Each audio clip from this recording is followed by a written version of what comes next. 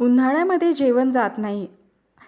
असं वेळी काहीतरी चटपटीत असं खावंसं वाटतं, जेणेकरून जेवण व्यवस्थित होईल. आज आपण कैरीची ही कढी तयार करणार आहोत. जरासुद्धा आपण गॅसचा वापर करणार नाही आहोत. अतिशय छान व तोंडाला चव येईल.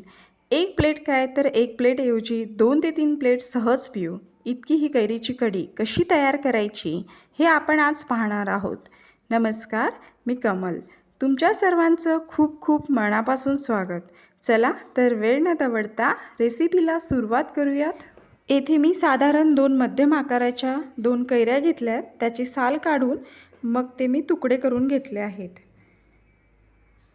त्याची साल आपल्याला काढून टाकायची आहे.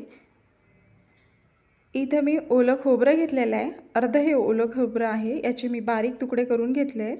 याचासुद्धा मी पाठीचा भाग काढून घेतलेला आहे आणि बारीक तुकडे करून घेतले. इथे मी 4 हिरव्या मिरच्या घेतलेल्या आहेत. ह्या कमी तिखटाच्या हिरव्या मिरच्या आहेत. यानेच कढीला छान चव येते. आलंसुद्धा घेतलेलं आहे आणि 8-10 लसूण पाकळ्या घेतलेल्या आहेत आणि कोथिंबीर भरपूर सारी अशी कोथिंबीर घेतलेली आहे आणि एक डहाळी कढीपत्त्याची सुद्धा घेतलेली आहे.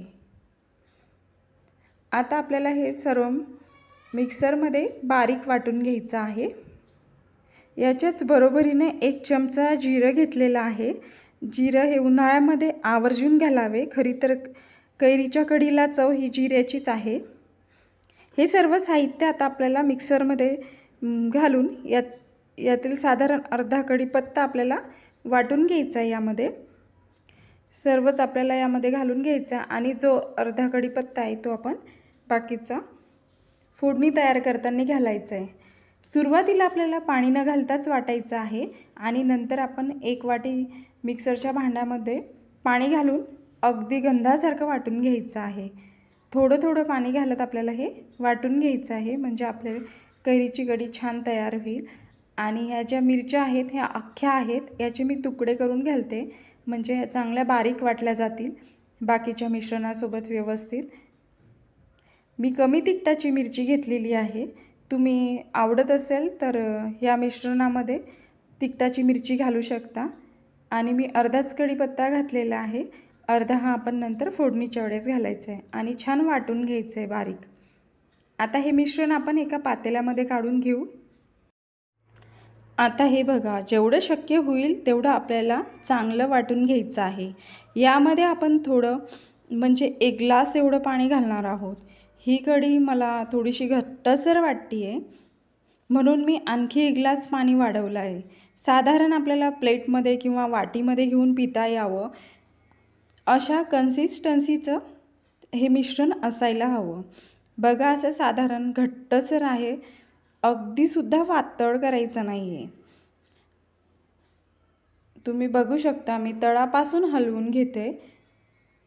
छान गंधासारखा वाटला गेलेला आहे. आता या कढीचा आपण कैरीचा वापर केला आहे, त्यामुळे यामध्ये आपल्याला थोडंसं साखर किंवा गूळसुद्धा तुम्ही वापरू शकता, म्हणजे याचा जो आंबटपणा आहे तो कमी होतो. छान वाटून झालेला आहे आणि अगदी व्यवस्थित आपली कढी तयार झालेली आहे. मी हे मिश्रण वाटताना कमी तिखटाच्या मिरच्यांचा वापर केला आहे. तुम्हाला हवं तर तुम्ही तिखटाच्या मिरच्यासुद्धा वापरू शकता. आता यामध्ये मी चवीनुसार मीठ घालून घ्यायचं आहे. ह्याला आपल्याला चुरचुरीत अशी फोडणी द्यायची आहे. आता मी एका कढईमध्ये 1 चमचा तेल गरम करून घेतलं आहे. त्यामध्ये पाव चमचा मोहरी घालून घेतली आहे.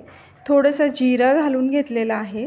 जिरं हे छान फुललं की यामध्ये आपल्याला हिंग घालायचा आहे. हिंग थोडासा घालायचा आणि तो छान आपल्याला फुलू द्यायचा आहे. आणि जी आपली राहिलेली कढीपत्त्याची पानं होती ती आपल्याला या फोडणीमध्ये घालून घ्यायची आहेत. कढीपत्त्याची पानं छान तेलामध्ये होऊ द्यायची आहेत. ही मस्त चुरचुरीत फोडणी आपल्याला या कैरीच्या कढीला देऊन घ्यायची आहे. या फोडणीने कैरीच्या कढीची जी चव आहे ती अप्रतिम येते. तुम्ही एकदा नक्कीच ट्राय करून बघा. खूप छान चवीला ही कैरीची कढी होते. आपल्याला ही शिजवायची किंवा इथे आपल्याला गॅसचा असा वापर पण करायचा नाही. फोडणीसाठी फक्त तेल गरम करून घ्यायचं आहे. तुम्हाला जर ही रेसिपी आवडली असेल तर तुम्ही एक लाईक नक्की करा।